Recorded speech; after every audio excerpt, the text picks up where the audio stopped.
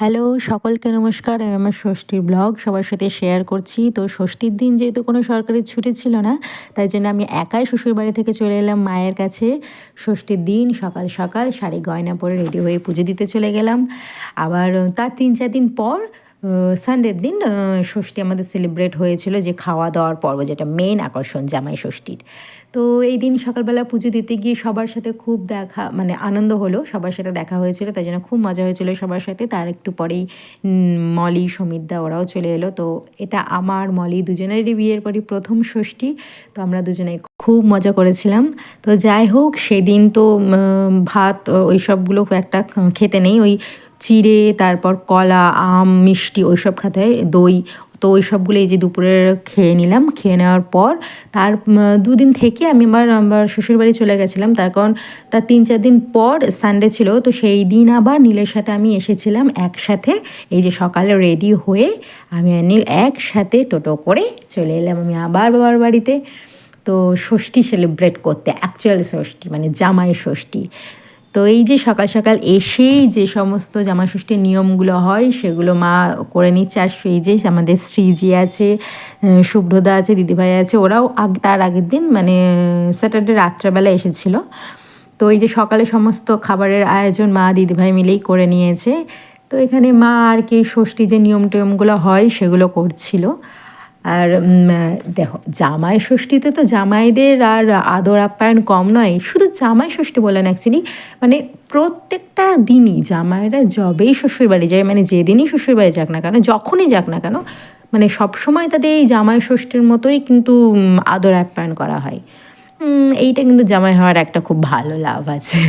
যাই হোক, তার সাথে আমাদেরও করা হয় আর কি, আমরা ফ্রি। তো এই যে মা এখানে সমস্ত কিছু নিয়ম টিয়মগুলো করছে, পালন করে নিল, কমপ্লিট করে নিল।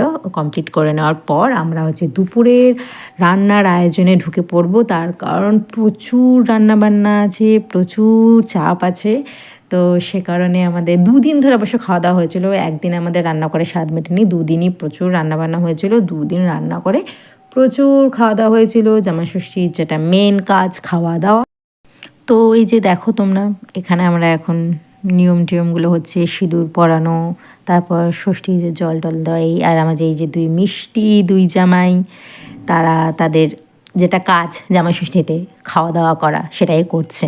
তো অবশ্য যাই হোক, এত খেতে পারে না অবশ্য, তাও ওই আর কি সাজিয়ে গুছিয়ে দিয়ে ছবি টবি তুলতে এতে ভালো লাগে। এখন তো সবই মানে ছবি তোলার জন্যই সব কিছু করা হয়, সত্যি কথা বলতে, মানে এটাই এসে দাঁড়িয়েছে।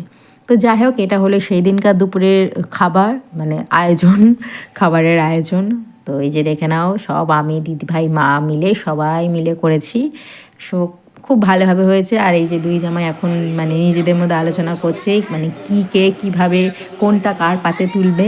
কেউই তো দুজনাই খাবে না, কোনটা কে কার পাতে তুলবে সেই আলোচনায় এখন দুজনের মধ্যে হচ্ছে। আর এই যে মাঝখান থেকে শ্রীজি ঢুকেছে, ও হচ্ছে মানে একদম, মানে ও হচ্ছে সবচেয়ে খুশি থাকে এই সমস্ত জিনিসে। তারপর যাই হোক, দুপুরের খাওয়া দাওয়া কমপ্লিট করে সন্ধ্যাবেলা আবার রোল নিয়ে আসলো ভাই। রোল আমরা সবাই মিলে খেলাম। আর এই যে সৃজু ওদেরকে ফোন দেখছে।